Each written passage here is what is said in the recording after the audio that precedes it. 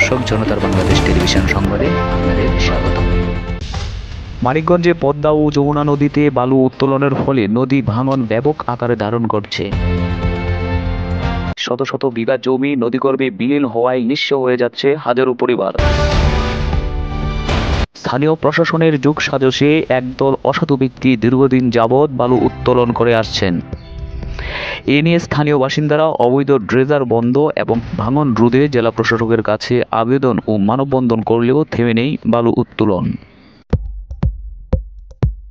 বালু উত্তোলনে ঢাকা বিভাগীয় কমিশনার একাধিকবার নির্দেশ দিলেও স্থানীয় প্রশাসন দু-একবার নামমাত্র অভিযান চালিয়ে দু-একজনকে আটক করলেও থামানো যাচ্ছে না বালু উত্তোলন।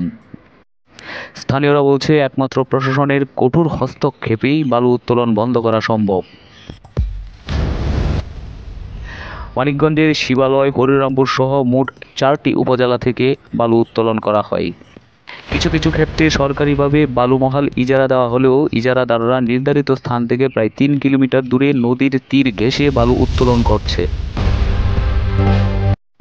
শুকনো মৌসুমে খনন যন্ত্র এবং বর্ষায় ড্রেজার ও বাল্কহেডের মাধ্যমে নদী থেকে বালু উত্তোলন করার কারণে ভাঙন বৃদ্ধি পাচ্ছে। ফলে নদীর পাড়ে থাকা বাসিন্দাদের জমি নদীগর্ভে বিলীন হয়ে যাচ্ছে। সরকারি নীতিমালা স্পষ্ট বলা হয়েছে, ইজারার বাইরের স্থানে বালু উত্তোলন করা সম্পূর্ণ নিষিদ্ধ। গেল 7 মে বিকেলে জেলা প্রশাসকের কার্যালয়ে ইজারা ঘোষণা দেওয়ার সময় ইজারাদারদের নির্দেশনা দেওয়া হয় যে ইজারার শর্ত ভঙ্গ করলে তাদের ইজারা বাতিল করা হবে। শুধু তাই নয়, সেখানে ইজারাকৃত বালু মহালের সীমানা স্পষ্টভাবে নির্ধারণ করা হয়েছে, যেখান থেকে সীমানার প্রায় 4 কিলোমিটার বাইরে গিয়ে অবাধে বালু উত্তোলন করছে অসাধু ব্যবসায়ীরা, যার উত্তোলন এখনো বন্ধ হয়নি। এলাকাবাসী বলছে, প্রশাসনের বক্তব্য যতটা কাগজে, বাস্তবে ততটা নয়। আর এভাবে বালু উত্তোলন করা হলে নদীগর্ভে বিলীন হয়ে যাবে মানিকগঞ্জ জেলার 4টি উপজেলার বিস্তীর্ণ অঞ্চল।